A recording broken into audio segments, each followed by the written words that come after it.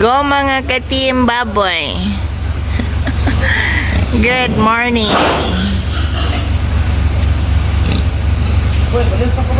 Sayot tag aginod mga ka-team baboy kay para taas og agi ang mga piglets dining dapita. So nag-harvest mi mga ka-team. Syempre mga dlaon gid mi ana. Og mao ni ang among ga ikarga or mao na ni pagkahuman na mo og karga sa isa ka truck. Actually duha man ni ka load. Then syempre nagbaybay na sila. Kaya mo lakaw na, syempre wala pa na 6 AM. So, mahuman sila na napoy isa ka truck nga ni puli. Kaya di man pwede nga magdungan sila sunod kay gamay rag space ba. So, manang pulihanay lang na sila dinhang dapita.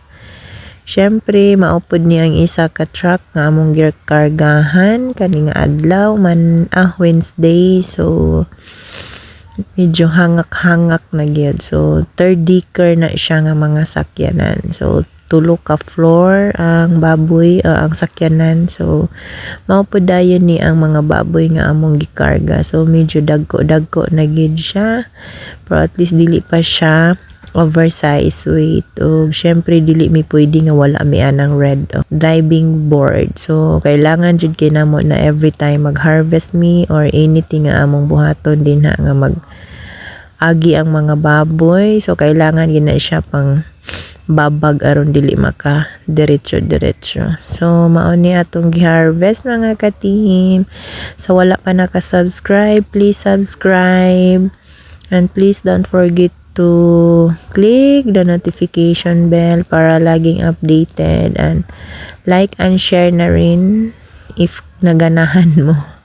But anyway, thank you to all my supporters. So, thank you very much. Thank you sa inyong makanunayan nga suporta as always. So, I hope nga mag-uban-uban pa ta dinhi hangtod sa hangtod or taas pa ang atong panag-uban or whatsoever diha.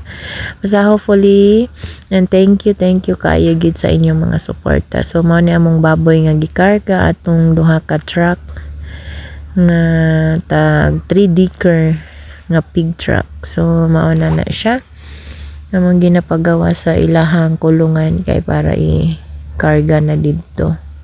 So mao na sila ang nangakarga atong sakyanan. Bye bye.